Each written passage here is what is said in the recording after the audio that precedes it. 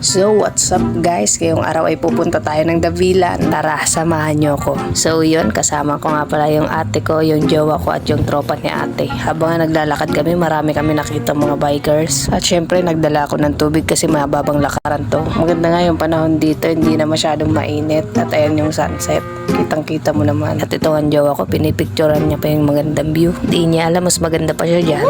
Speaking of maganda, ito rin ang isa sa pinakamagandang view na nadaanan namin. Siguro kung makikita nyo to sa personal, para siyang painting na napakasarap tignan. Hindi nga lang siya masyadong halata sa camera, pero sobrang solid niyan sa personal. Hindi lang nga namin namalayan na malayo na pala yung nalakaran namin. Nalilibang kasi kami sa mga nakikita namin eh. Pogi, sige na, you always on my mind. Yes. Na makarating nga kami dito, ang daming sasakyan na nakapark, kaya ina-expect talaga namin na maraming tao. At hindi nga kami nagkamali. Marami din pala dito mga street foods, kaya hindi ka talaga magugutom. Puwera na lang kung wala kang pera. Nandito na kami, pero hindi talaga yun yung pinakasadya namin. Kaya nga dire-diretso lang yung lakad namin. Pagod na nga ako dyan maglakad, pero parang yung jowa ko yung napapagod na sa akin. Nang makita nga namin tong paakyat, parang gusto na lang namin bumalik, pero hindi pwede kasi yung goal talaga namin ay makaakyat sa taas. Sabi doon, shortcut. At ito ang isa ay nagreklamo na. Shortcut na ni te.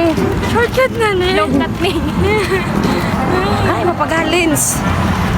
Ayan na nga, nagkarera na yung dalawa. Akala siguro nila hindi nakakapagod yung ginagawa nila. Grabe naman talaga tong daanan na to, napakataas. Pag-ahon nga namin dito ay akala namin tapos na. At itong isang ito parang gusto na magpakarga. Nakakapagod talaga tong ginagawa namin, promise.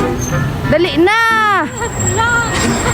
Ano te, kaya ba today? Nang makaakyat nga kami, ito yung napansin ko. Wala pa kami sa tuktok pero ang ganda na ng view. Kaya nga sabi ko sa jowa ko, picturean niya ako dito. At napansin ko nga medyo padilim na kasi may buwan na. Kaya nga sabi ko sa jowa ko, tara, takbo na tayo. Sabi ko kasi kailangan makarating kami ng maliwanag pa para makakuha pa kami ng magandang picture. At sa wakas, sa mahababang lakaran, nakarating din. Agad-agad na nga rin kami pumasok. At meron din pala ditong entrance fee. Papasok pa nga lang kami. Pero natatanaw ko na agad yung view.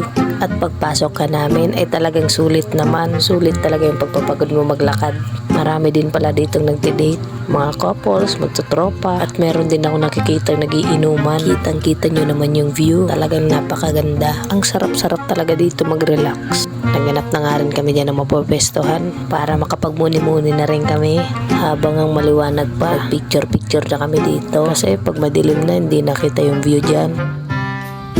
Yan palang daan na sinusundan ko ng video. Yan pala yung nilakad namin. Grabe, ang haba niya pala. Kaya nga inisip ko na naman kung paano kami uuwi.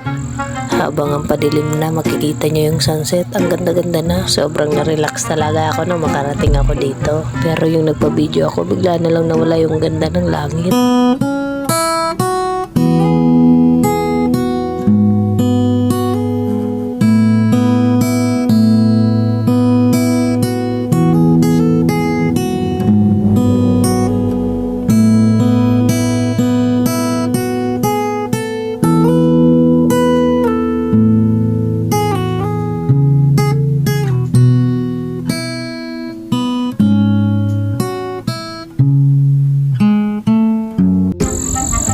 Grabe magamang pasali.